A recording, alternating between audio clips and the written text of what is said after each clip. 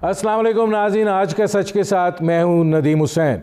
पाकिस्तान के अंदर सियासी मंजरनामा जो है वो अब तसादुम की तरफ जाता हुआ दिखाई दे रहा है और ज़ाहिर है उसके नतीजे में एक ऐसा अदम इस्तेकाम है जो पाकिस्तान के अंदर जिस तर्ज की मईशत की सूरत हाल होना चाहिए उसकी राह में एक बड़ी रुकावट अपनी जगह पर है। लेकिन IMF के साथ मुआहिदा भी कोई हमारे लिए हौसला अफजा साबित नहीं हो रहा है। IMF ने ज़ाहिर है कि शिकंजा कसना शुरू किया है और पाकिस्तान की मईशत जो है वो उसमें तिलमिला रही है और ज़ाहिर है कि अब $500 मिलियन की किस्त के लिए पाकिस्तान ऐसे इक़दामात कर रहा है कि जिसके नतीजे में पाकिस्तान की जो माशी आज़ादी है वो भी किसी हद तक मफलूज हो सकती है। जो इक़दामात उठाए जा रहे हैं उनमें स्टेट बैंक की खुद मुख्तारी है और एक ऐसी खुद मुख्तारी है कि जिसमें स्टेट बैंक जो है वो किसी को भी जवाबदेह नहीं होगा और ज़ाहिर है वो जो इक़दामात करेगा वो अपनी आज़ादी के साथ करेगा और ना वो मजाज़ होगा कि वज़ीर आज़म उसमें मुदाखलत कर सकते हैं या वज़ारत ख़ज़ाना कोई तजवीज़ पेश कर सकती है। ये सूरत हाल जो है ये यकीनन पाकिस्तान की जो पूरी अमूमी मामलात हैं उन पर मनफी अंदाज से असर अंदाज होने का अंदेशा है। इसके साथ साथ अगले 2 सालों में बिजली की कीमत में 5.36 रुपये फ़ी यूनिट इजाफे की बात की गई है और ज़ाहिर है कि इसकी मंजूरी और आर्डिनेंस के ज़रिए इजरा जो है वो मुश्किलात का सबब बनेगा। गैस की कीमतें जो हैं उनमें भी 220% इजाफा जो है उसकी अब तकाज़ा जो है वो किया जा रहा है। मुझे ये समझ में नहीं आती, नेपरा ओगरा ये सारे रेगुलेटरी अदारे अपनी जगह पर मौजूद होते हैं लेकिन इसमें जो अवामी तरजीहात हैं वो कहाँ चली जाती हैं, इसका कोई जवाब नहीं मिलता है। इन सारों के मिलकर असरात जो हैं वो जो स्टेट बैंक की खुद मुख्तारी से मुंसलिक मामला है कि महंगाई पर काबू पाना है, आवाम को रिलीफ देना है, तो वो दिखाई नहीं देता है। हम एक बड़े गंभीर सूरत हाल का दोचार होने जा रहे हैं और ज़ाहिर है कि पाकिस्तान की इस वक्त जो अमूमी मुआशी सूरत हाल है वो इतनी हौसला अफजा नहीं है। ये सूरत हाल आगे कैसे चलेगी इस पर करेंगे बात। मेरी आज की मेहमान शख्सियत जो हैं वो पाकिस्तान की मईशत का बहुत बड़ा नाम है और वो पाकिस्तान की मईशत को बहुत करीब से जानते हैं, इसको चलाते भी रहे हैं और ज़ाहिर है कि जितने भी दरपेश अवामिल हैं उनके ऊपर उनकी बहुत गहरी नज़र है। मेरे आज के मेहमान डॉक्टर हफीज़ पाशा, साबिक वज़ीर ख़ज़ाना। डॉक्टर साहब, पहला सवाल, पहले मैं ज़रा आपसे बड़ी तफसील से इस सूरत हाल पर बात करना चाहता हूँ। पहला सवाल, IMF के साथ जाना हमें बहुत महंगा पड़ रहा है, हमारे अब क्या कड़ाके निकल रहे हैं, कुड़की जो है वो सख्त होने जा रही है? बिस्मिल्लाहिर्रहमानिर्रहीम। देखिए, इस वक्त तो हमसे ये कहा जा रहा है कि मुल्क के माशी हालात में बेहतरी आ रही है और जो हमारे तवाज़ुन अदायगी है उसमें यकीनन बेहतरी आई है और इस लिहाज से कि जो हमारा तिजारती खसारा या जिसे हम करंट अकाउंट डेफिसिट कहते हैं वो 5 महीने तो सरप्लस में रहा, उसके बाद में कुछ छोटा मोटा उसमें डेफिसिट आना शुरू हुआ है, मगर एक लिहाज से ये पिछले 3 साल के कंपैरिजन में बहुत बेहतर पोजीशन है। दूसरी तरफ रुपए की कदर में आप देखिए कि पिछले 8 महीने में तकरीबन 12 रुपए कदर में इजाफा हुआ है और रुपए काफ़ी मुस्तहकम नज़र आ रहा है। इन हालात को देखते हुए इतने सख्त IMF प्रोग्राम में वापस जाना, जिसमें जिस तरह आपने ज़िक्र किया कि हमने बिजली की नरख़ तो बढ़ा दी है तकरीबन, हमने अब आप ये सोचिए, जो चीज़ मुझे आज तक इस बात पे बड़ा अफसोस है वो ये कि जो सबसे छोटे कंज्यूमर हैं बिजली के, उनके नरख़ों में 85% इजाफ़ा किया गया है। ऐसा तारीख़ में कभी नहीं हुआ और अब हमसे ये कहा जा रहा है कि आने वाले कुछ महीनों में या सालों में इसमें तकरीबन और 40% इजाफ़ा हो सकता है बिजली के नरख़ों में।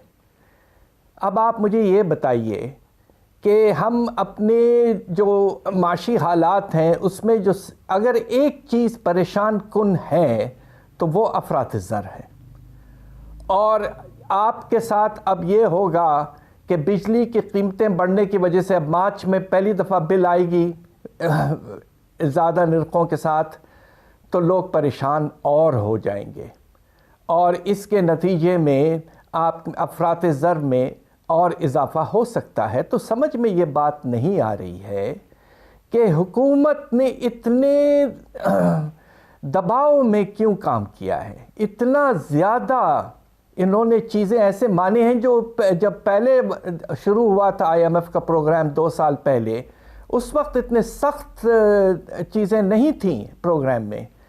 تو میں کچھ سمجھنے میں مجھے مشکلات ہو رہے ہیں کہ توازن ادائیگی میں بہتری آئی ہے، مگر ہم آئی ایم ایف کے پاس جاتے ہیں اپنے توازن ادائیگی کو بہتر کرنے کے لیے، اور ہم عجیب سے چیز 1 2 3 4 مان کے ہم بیٹھے ہوئے ہیں۔ یہ میں سمجھتا ہوں نامناسب تھا۔ ڈاکٹر صاحب، آپ نے جو بات کی ہے کہ اگر 85 اور 40 کو جمع کیا جائے تو بجلی کے نرخوں میں اضافہ جو ہے وہ 125% بنتا ہے، گیس میں نرخوں میں اضافہ جو ہے وہ 220% کا مانگا جا رہا ہے۔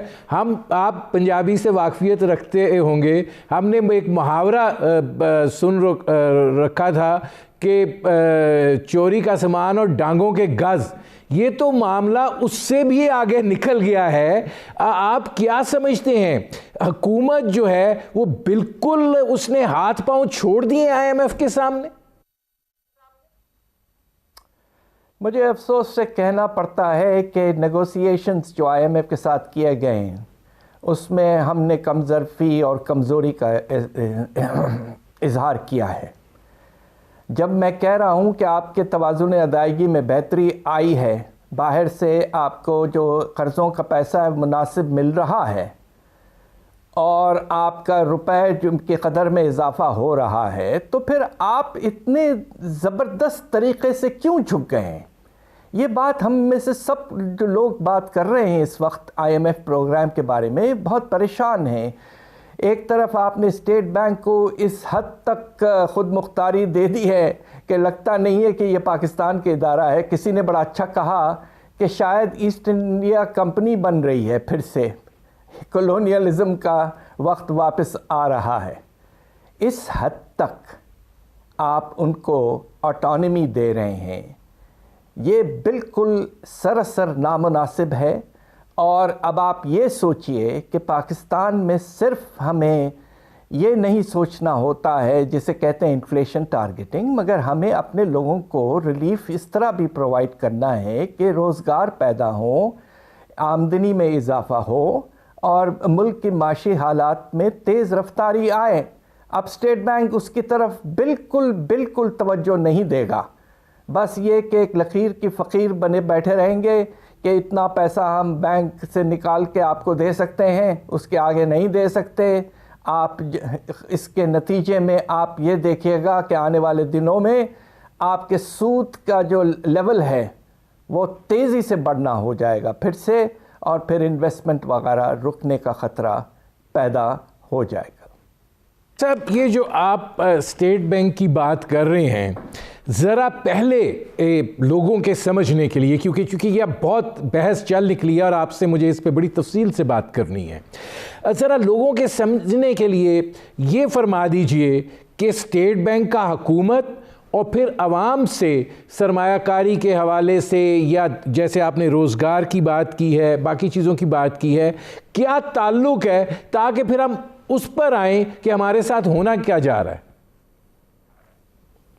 دیکھیے، ابھی تک جو نظام تھا اس میں کوآرڈینیشن موجود کوشش کی گئی تھی رکھنے کی، اور یہ ہمارے ایک fiscal and monetary policies coordination board کے ذریعے یہ ہو رہا تھا۔ اور اسٹیٹ بینک، دیکھیے آپ نے کووڈ کے بعد میں سمجھتا ہوں کہ اسٹیٹ بینک نے بڑا اچھا کام کیا، انہوں نے بہت سے فائنینسنگ پیکیجز لے آئے اور اس طرح سے ہماری ریکوری میں کافی مدد ہمیں ملی۔ مگر اب یہ جو نیا اسٹیٹ بینک ہوگا، نئے ایکٹ کے اگر پاس ہو جاتا ہے تو وہ اب اس طرح کی چیزیں نہیں کرے گا. ایکسپورٹ کی جو آپ کنسیشنری فائنینسنگ کرتے تھے وہ نہیں کرے گا. آپ کے جو اسمال انڈسٹری وغیرہ کو جو سپورٹ دیا جاتا ہے وہ اب نہیں ہوگا. ہاؤسنگ فائنینس میں جو انٹرسٹ ریٹس کم کر دیے گئے ہیں وہ بھی نہیں ہوگا. صرف وہ یہ دیکھیں گے کہ منی سپلائی میں کس رفتار سے اضافہ ہو رہا ہے. اگر تیز ہو رہا ہے تو سود بڑھا دیں گے، اور اگر توازن ادائیگی میں کچھ خرابی آئی تو ایکسچینج ریٹ گرا دیں گے. تو یہ بالکل جسے کہتے نا ایک ون ٹریک نظام بن جائے گا، اور جو دوسرے جو ہمارے پالیسی کے لحاظ سے کنسیڈریشنز ہوتے ہیں، روزگار اور غربت کا خاتمہ وغیرہ، یہ سب مانیٹری پالیسی سے بالکل بالکل نکل جائے گا. اور اس سے ملک کو میں سمجھتا ہوں کہ ایک بیلنس کی بڑی ضرورت تھی، اور وہ بیلنس اگر آپ ختم کر دیں گے تو اس سے ملک کو نقصان ہو سکتا ہے. ڈاکٹر صاحب یہ فرمائیے گا کہ اسٹیٹ بینک کا معاملہ جوڑا گیا ہے کہ جی وہ دیکھے گا مہنگائی کو، انفلیشن کو. مطلب آپ کیسے اس چیز کو، اس منطق کو، اس دلیل کو جو ہے سپورٹ کریں گے، جبکہ پاکستان کا جو معاشی ڈھانچہ ہے وہ دنیا کے دیگر ممالک کی طرح اس طرح کا نظام نہیں ہے جہاں پہ آپ نے ہر چیز ادھار لینی ہوتی ہے. ہمارے ہاں تو سب کچھ ہمارا اپنا ہے، اور ہماری ایک بڑی حد تک کیش اکانومی ہے. تو اسٹیٹ بینک خالی انفلیشن کو کیسے کنٹرول کرے گا، یہ چیز سمجھ میں نہیں آ رہی ہے. جی بالکل آپ مناسب کہہ رہے ہیں. دیکھیے افراط زر کے بہت سے وجوہات ہوتے ہیں، صرف منی سپلائی کے اضافے سے نہیں ہوتا ہے. اس میں جسے ہم کہتے ہیں کاسٹ پش ہے. اب آپ یہ دیکھیے کہ تیل کی جو قیمتیں ہیں وہ بڑی ہیں. اب وقت آنے پر پاکستان میں بھی ہمیں بڑھانا پڑے گا. دوسری طرف آپ یہ دیکھیے کہ جب ہمارے صنعتی پیداوار میں کمی آئے، یا زرعی پیداوار میں جس طرح اب کمی آئی ہے، تو کھانے پینے کی چیزوں میں اضافہ ہوتا ہے. تو اس میں بہت سے فیکٹرز ہوتے ہیں جس کے نتیجے میں افراط زر ہمارے جیسے ملکوں میں ہوتا ہے، صرف منی سپلائی کی وجہ سے نہیں ہوتا. تو اس لیے آپ کو یہ سوچنا ہے کہ انفلیشن ٹارگیٹنگ اس وقت آپ کر سکتے ہیں جب انفلیشن جو ہے وہ صرف مانیٹری فیکٹرز کی وجہ سے ہو رہا ہے، اور ایسا نہیں ہے. دوسری طرف جو بات اہم ہے وہ یہ ہے کہ انفلیشن ٹارگیٹنگ میں ٹارگیٹ کون سیٹ کرے گا بھائی؟ کیا اب اسٹیٹ بینک خود اپنا ٹارگیٹ سیٹ کرے گا؟ ہمارے آئین کے نظام کے تحت جو ہمارا سب سے اہم ادارہ ہے، اور وہ ہے نیشنل اکنامک کونسل، اور وہ طے کرتا ہے سال کے جو ٹارگیٹس ہوتے ہیں جس میں اینول پلان تیار ہوتا ہے. 2 ٹارگیٹس بہت اہم ہوتے ہیں. ایک ٹارگیٹ ہے افراط زر، اور دوسرا ٹارگیٹ ہے کہ شرح نمو کیا ہوگا. تو اب آپ کہہ رہے ہیں کہ ہم بس ایک ہی ٹارگیٹ کی طرف جائیں گے، اور یہ بھی واضح نہیں ہے ایکٹ میں کہ ٹارگیٹ کون سیٹ کرے گا. Target has to be set by the prime minister chairing the national economic council. دوسری طرف یہ ادارہ پاکستان کا ادارہ ہے. دوسرے اداروں کے طرح اس کو پارلیمنٹ میں اکاؤنٹیبل ہونا چاہیے. یہ الفاظ آنے چاہیے ایکٹ میں that it is ultimately accountable to the supreme body, the parliament. یہ 2 چیزیں جب تک نہیں آتی ہیں، میں سمجھتا ہوں کہ یہ سراسر غلط ہے. اس طرح کے اٹانومی ہمارے ملک کے انٹرسٹ میں یقیناً نہیں ہے. ڈاکٹر صاحب مجھے ایک بریک لینا پڑ رہا ہے. ناظرین، میرے آج کے مہمان سابق وزیر خزانہ پاکستان ڈاکٹر حفیظ پاشا، ان سے ہماری گفتگو جاری ہے. وقت ہوا ہے مختصر سے کمرشل بریک کا. ملتے ہیں اس وقفے کے بعد.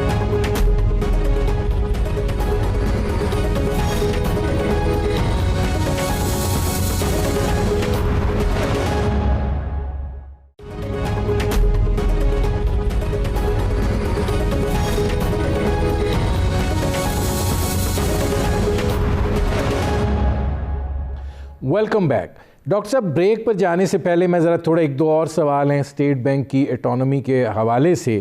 یہ جو اسٹیٹ بینک کی خود مختاری ہے پاکستان کی معیشت کے حوالے سے، اس کے مضمرات کیا ہیں؟ آپ کیسے اس کو ایکسپلین کریں گے؟ دیکھیے، ان کی دراصل IMF کا جو رجحان ہے وہ ایک چیز پر خاص طور پہ ہے، اور وہ یہ ہے کہ جو بجٹ کا خسارہ ہوتا ہے اس کی فائنینسنگ جو ہے وہ اسٹیٹ بینک آرگنائز کرتا ہے. ڈائریکٹلی تو نہیں کرتا کہ پیسے چھاپ دے، مگر انڈائریکٹلی وہ اس طرح کرتا ہے کہ اوپن مارکیٹ آپریشنز کمرشل بینکوں کے ساتھ ہوتا ہے. کمرشل بینکس کو پیسہ ملتا ہے اور وہ اس پیسے سے گورنمنٹ کے بانڈز یا ٹریجری بلز خریدتے ہیں.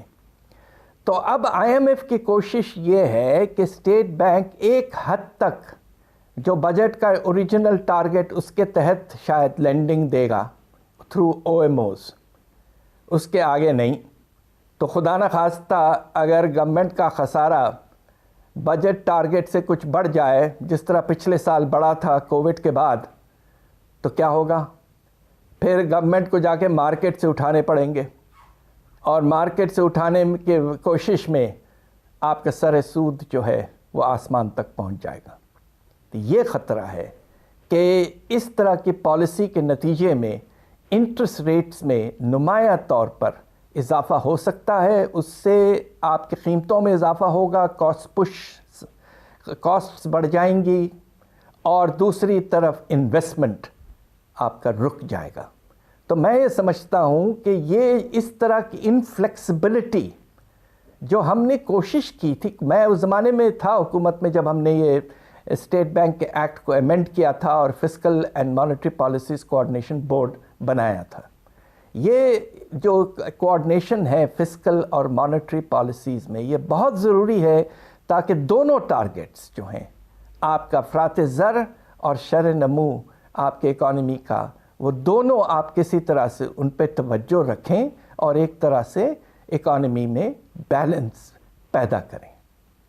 ڈاکٹر صاحب یہ فرمائیے، $500 ملین کی قسط ہے، ٹھیک ہے، جو پروگرام ہے پورا وہ جب چلے گا تو ہو ہی جائے گا، لیکن فی الوقت تو یہ $500 ملین کی قسط ہے نا سامنے، اس کے لیے ہم اپنے گلے میں ایسا پھندا کیوں ڈال رہے ہیں کہ سانس بھی نکلنے میں دشواری ہو؟ دیکھیے، میں نے آپ کو پہلے بھی کہا کہ میں سمجھتا ہوں کہ نیگوسیشنز میں گورنمنٹ نے بہت زیادہ ایلڈ کر دیا ہے، اور آپ نے دیکھا کہ صرف یہ اسٹیٹ بینک کی اٹانومی نہیں ہے، بجلی اور گیس کی نرخوں میں بے تحاشا اضافہ، تیسری طرف پرائیویٹائزیشن، اسٹیٹ اونڈ انٹرپرائزز کے بارے میں واضح طور پر ایک نیا ایکٹ لائیں گے جس کے تحت پرائیویٹائزیشن ہوگی بے شمار اداروں کی، اور چوتھی طرف آٹونومی دیا جائے گا نیپرا وغیرہ کو. یہ 4-5 چیزیں ایک وقت پر میں سمجھ نہیں پا رہا ہوں کہ حکومت نے کیسے اسے ایکسیپٹ کیا. یہ وہ حکومت ہے جس میں مجھے یاد ہے کہ آنے سے پہلے یہ کہا کرتے تھے کہ ہم IMF کے پاس کبھی نہیں جائیں گے، مگر آج یہ پوزیشن ہے کہ بالکل جھک کے بیٹھ گئے ہیں. اور اس سے آپ دیکھیے گا کہ اس نتیجہ جو ہوگا کہ IMF کے پروگرام کو ہم چلانے میں ہمیں سیاسی طور پر اور دوسری طرح سے بھی مشکلات بہت تیزی سے پیش آنا شروع ہو جائیں گے. اچھا، میں ایک سخت لفظ استعمال کر رہا ہوں اور آپ سے گزارش ہے کہ اگر وہ مناسب نہیں تو آپ اس کی بھی تصحیح کس طریقے سے کریں گے. کیا آپ یہ نہیں سمجھتے کہ یہ اکنامک سرنڈر ہے؟ دیکھیے، بات یہ ہے کہ آپ نے اپنے سورنٹی کو اس طرح سے کمپرومائز کیا ہے کہ اسٹیٹ بینک کو آپ نے بالکل گورنمنٹ سٹرکچر سے آٹونومس کر دیا ہے. اس حد تک آٹونومی نامناسب ہے. میں نے دوسرے ملکوں کے بھی ایکٹس دیکھے ہیں، ہندوستان کا بھی دیکھا ہے، ریزرو بینک کا، دوسری طرف بنگلہ دیش بینک کا بھی دیکھا. ان ہر ایک ایسے ملکوں میں ایک بیلنس ہوتا ہے اور کسی نہ کسی طریقے سے سینٹرل بینک کا کوآرڈینیشن ہوتا ہے. بنگلہ دیش میں 1972 میں انہوں نے fiscal and monetary policies coordination board بنا دیا تھا. ہندوستان میں بورڈ آف ڈائریکٹرز میں گورنمنٹ کا نمائندے بیٹھتے ہیں. تو کوآرڈینیشن تو ہونی ہے. یہ ایک ملکی ایک گورنمنٹ ایک آفیشیل ادارہ ہے, یہ کوئی پرائیویٹ ادارہ نہیں ہے. تو اس طرح سے اس حد تک آپ کو کمپرومائز کرنے کی ضرورت کیوں محسوس ہوئی, جبکہ منسٹری آف فائنانس جو نیگوسیشنز کر رہا ہے وہی خود اب بالکل ہی مارجنلائز ہو گیا. تو یہ کچھ سمجھ میں بالکل میں سمجھتا ہوں کہ with all due respects ministry of finance نے کس طرح نیگوشیٹ کیا ہے کچھ سمجھ میں نہیں آیا. اس حوالے سے آخری سوال پھر آگے بڑھتے ہیں. یہ جو بات کی جاتی ہے اور یہ اب ڈیبیٹ اسٹیٹ بینک کی جو چل پڑی ہے, آپ کیا سمجھتے ہیں, آپ کتنا مجبور اس وقت حکومت کو سمجھتے ہیں کہ حالات کیا اتنے خراب ہیں کہ ہر چیز جو ہے وہ مانی جا رہی ہے کہ کسی طریقے سے یہ سیکنڈ ٹرانچ آ جائے؟ دیکھیں, میں نے آغاز میں آپ سے یہ کہا کہ اللہ کے فضل سے ہمارے توازن ادائیگی میں بہتری آئی ہے, اور بہت عرصے کے بعد ہمارا کرنٹ اکاؤنٹ کچھ عرصے سرپلس میں بھی چلے گیا تھا. اب کچھ حالات خراب ہوں گے, کچھ امپورٹس میں اضافہ ہو رہا ہے اس لیے کہ ہمیں زرعی شعبے میں پیداوار کی کمی کی وجہ سے امپورٹ کرنا پڑ رہا ہے, مگر اس کے باوجود اسٹیٹ بینک کا جو ایسٹیمیٹ ہے کہ کل ڈیفیسٹ جو ہوگا سال بھر کا وہ $3 ارب ہوگا. 3 سال پہلے آپ کو یاد ہوگا یہ $20 ارب تھا. تو اس حد تک امپروومنٹ ہوئی ہے. دوسری طرف آپ کے روپے کی قدر میں پہلی دفعہ بہت عرصے کے بعد اضافہ ہو رہا ہے. تو مارکیٹ میں ایک پازیٹیوٹی ہے. تو کیوں اس وقت اتنے سخت اقدامات آپ نے ایکسیپٹ کر لیے ہیں؟ یہ ہم سب کو, میں نے بھی 3-4 مرتبہ IMF سے نیگوسیشنز کیے ہیں, میں نے کبھی اس حد تک سختی نہ تو دیکھی ہے نہ برداشت کی. تو اب سوال یہ پیدا ہوتا ہے کہ حکومت کیوں اتنا جھک گئی ہے. اس کا جواب حکومت خود دے گی وقت آنے پر جب یہ بل پارلیمنٹ میں پیش ہوگا. میں نے ڈاکٹر صاحب آپ سے پوچھا تھا, آپ احتیاط سے شاید کام لے رہے ہیں, اور وہ یہ ہے کہ کیا آپ کو پاکستان کی معاشی صورتحال جو ہے اتنی دگرگوں دکھائی دیتی ہے کہ ہم کوئی قرض کی ادائیگی نہیں کر سکتے, کوئی مجبوری ہے اور ہمیں ہر قیمت پہ فوری طور پہ یہ $500 ملین جو ہیں وہ چاہیے, اس کے لیے وہ جو مرضی منوا لے؟ دیکھ, اس سال کے آغاز سے پاکستان کو $7 ارب کے قرضے ملے ہیں, اور ہم نے جو ری پیمنٹ ڈیو تھی سارے واپس کیا ہے, اور اللہ کے فضل سے ہمارے ریزروز اس وقت $13 ارب پہ تک موجود ہیں جو 3 مہینے امپورٹ کور کرتے ہیں. جب ہم پہلی دفعہ جا رہے تھے IMF کے پاس تو اس وقت آپ کو یاد ہوگا کہ ریزروز کا لیول کافی کم تھا. اس وقت ریزروز کچھ بہتر ہیں. اس لحاظ سے سمجھ میں نہیں آتا کہ جب اوریجنل IMF پروگرام 2019 میں نیگوشیٹ ہوا تھا اس وقت اتنی سختی نہیں تھی, اب اتنی سختی کیوں آ گئی ہے؟ کیا وجہ ہے اس کی؟ یہ بات ہمیں بالکل سمجھ میں نہیں آ رہی. اس میں کوئی آپ بین الاقوامی دباؤ کا عنصر بھی دیکھتے ہیں کہ ہمیں کچھ مجبور کیا جائے؟ یہ ہو سکتا ہے کہ کوشش یہ کی جا رہی ہے کہ پاکستان کو ایک بات سمجھایا جائے, اور میں ذرا دبے انداز میں یہ بات کہوں گا, آپ کی اجازت ہو, کہ چائنا کے ساتھ جو ہمارا رشتہ ہے, آپ کو تو پتہ ہے اس وقت امریکہ اور چائنا میں تقریباً ایک لفظی جنگ چل رہی ہے, اور امریکہ نے ٹریڈ ریسٹرکشنز بھی لگا دیے تھے کافی سال پہلے, اور کافی ٹرمپ تو بہت ہی خلاف تھے. ہو سکتا ہے کہ یہ کوشش یہ ہے کہ پاکستان کو یہ کہا جائے کہ آپ کا جو رشتہ چائنا کے ساتھ ہے ہر طرح سے وہ بہت زیادہ ہو چکا ہے, اب آپ کو اس سے ہٹنا چاہیے ورنہ ہم اور سختی کرنا شروع کر دیں گے. یہ ہو سکتا ہے ایک وجہ اس لیے ہے کہ آخر آپ یہ سوچئے کہ IMF کا سب سے بڑا بورڈ کا ڈائریکٹر جو ہے وہ امریکہ ہے، اور IMF امریکہ کی بات پوری طور پر سنتا ہے. تو یہ کوشش ہو سکتی ہے، میں صرف گیس کر رہا ہوں، مجھے اندازہ اس لحاظ سے نہیں ہے، اس لیے کہ میں حکومت سے باہر ہوں. ڈاکٹر صاحب اب یہ ذرا فرمائیے، یہ جو بجلی اور گیس کی اندھا دھند قیمتیں بڑھائی جا رہی ہیں، یہ ریگولیٹری ادارے کس مرض کی دوا ہیں، اور کیا حکومت کو اندازہ ہے کہ اس کے نتیجے میں مہنگائی کا کیا طوفان بدتمیزی آئے گا؟ بات یہ ہے کہ ہم سے یہ کہا گیا تھا پچھلے سال کہ اللہ کے فضل سے سرکولر ڈیٹ میں جو اضافہ ہے وہ روکا جائے گا، مگر جب سال ختم ہوا ہے تو پتہ چلا کہ 550 ارب کا اضافہ ہوا ہے سرکولر ڈیٹ میں. گورنمنٹ یہ بالکل کنٹرول نہیں کر پائی، اور لاسز جو ہیں وہی لیول پہ ہیں اور کچھ اضافہ بھی ہوا ہے. تو نتیجہ یہ ہے کہ پاور سیکٹر میں جو انیفیشنسیز ہیں اور جو لاسز ہیں ان کو کنٹرول کرنا بہت ضروری تھا. دوسری طرف ہم سے یہ بھی کہا جا رہا ہے کہ ہم نے IPPs کے ساتھ کچھ نئے نیگوسیشنز کر کے کچھ ٹرمز بہتر حاصل کیے ہیں.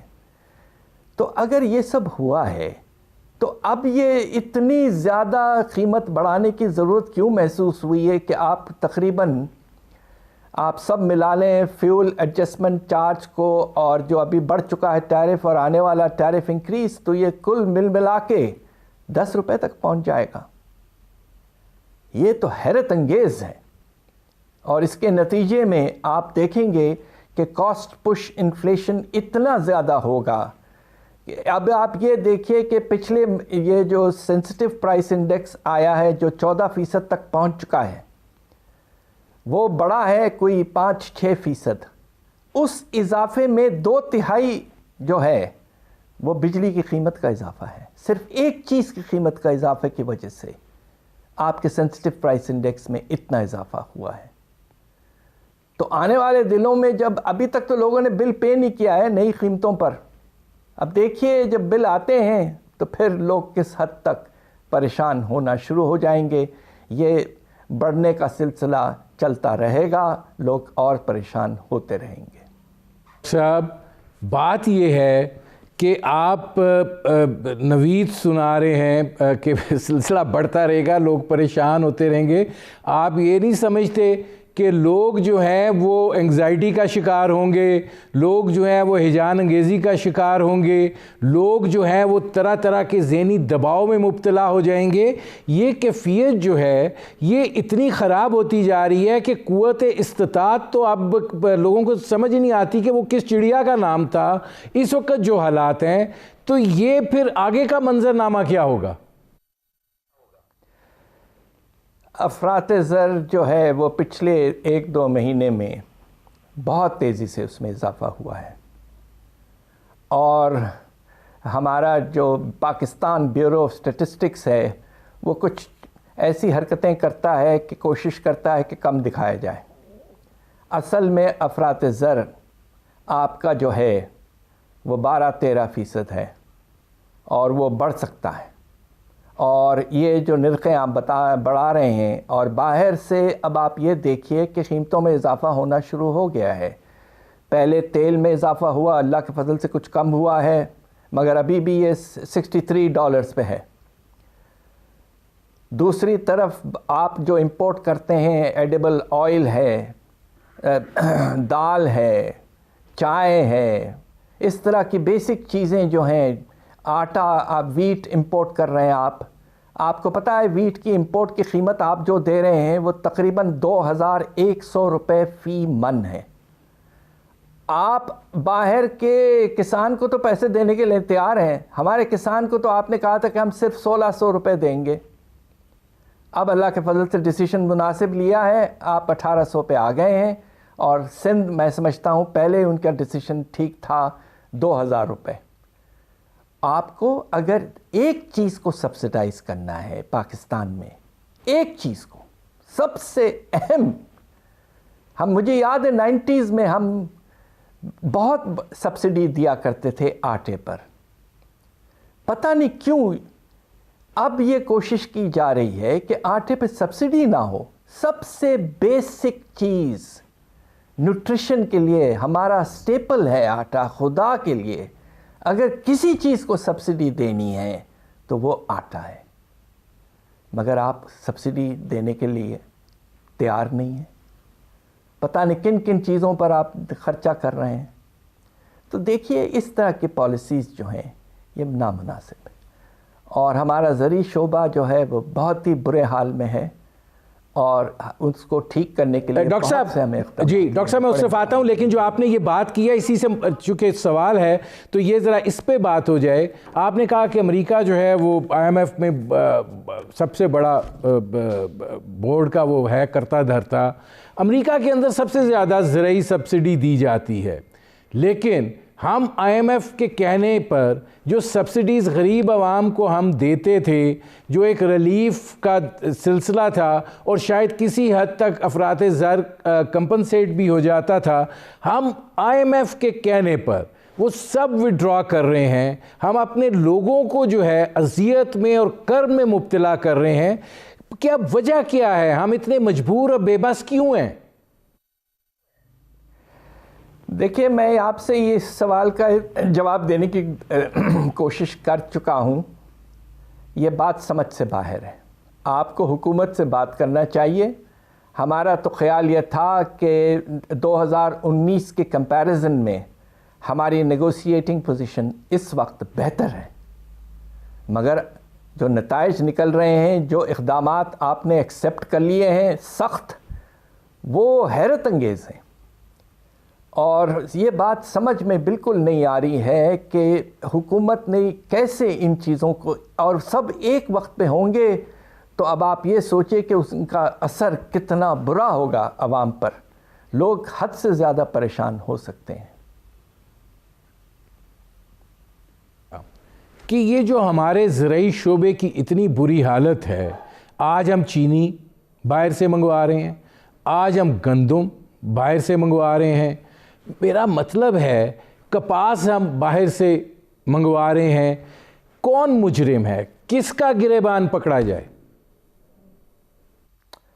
یہ سلسلہ پچھلے 15-20 سال سے جاری ہے.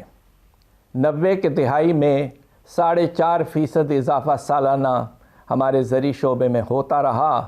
اللہ کے فضل سے 2000 کے سال پاکستان خود کفیل ہوا گندم میں، اور 20 سال ہم سیلف سفیشینٹ رہے، مگر اب 3-4 ملین ٹن امپورٹ کرنا پڑ رہا ہے. کپاس کی پوزیشن یہ تھی کہ ایک وقت ہم 1,40,00,000 بیل تک پیدا کرنا شروع کر دیا تھا. آج وہ اگر 70 لاکھ بیل ہو جائے تو بہت بڑی بات ہوگی. زرعی شعبے کو بری طرح سے نگلیکٹ کیا، اور اس میں مشرف صاحب کے دور سے شروع ہوا.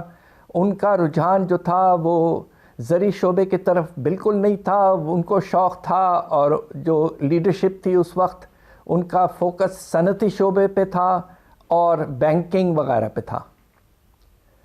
آنے والی حکومتوں نے بھی زیادہ زور نہیں دیا. اور شوگر کی تو آپ کو پتہ ہے کہ جس طرح اس پہ شوگر کین کو انکریج کیا گیا، وہ سب تو کہانی آپ کو پتہ ہے. سب سے بڑی وجہ پچھلے سالوں کی 3 سال کی یہ ہے کہ جو ہمارے زرعی شعبے کے آؤٹ پٹ ہے، جو کراپس ہم پروڈیوس کرتے ہیں، ان کی قیمتوں میں کل 8% اضافہ ہوا تھا، اور صرف فرٹیلائزر میں 32% اضافہ. آپ نے 2 سال پہلے گیس کی قیمت اتنا بڑھا دی، اور گیس تو ہے فیڈ سٹاک فرٹیلائزر میں، اس کے نتیجے میں فرٹیلائزر کی قیمتیں بے تحاشا بڑھ گئیں. فارمر ہمارا کسان جو ہے وہ پس گیا ہے. ان پٹس کی قیمتوں میں بہت تیزی سے اضافہ ہوا ہے، آؤٹ پٹ میں نہیں ہوا ہے. نتیجہ یہ ہے کہ لوگ اپنی پیداوار کم کرنے پہ مجبور ہو گئے، اس لیے کہ وہ ان پٹس استعمال نہیں کر پا رہے ہیں. فرٹیلائزر کی کنزمپشن گر چکی ہے. اور پانی کا جو سلسلہ ہے، 36 سال ہو گئے کہ پاکستان نے ایک ڈیم بنایا تھا تاربیلا.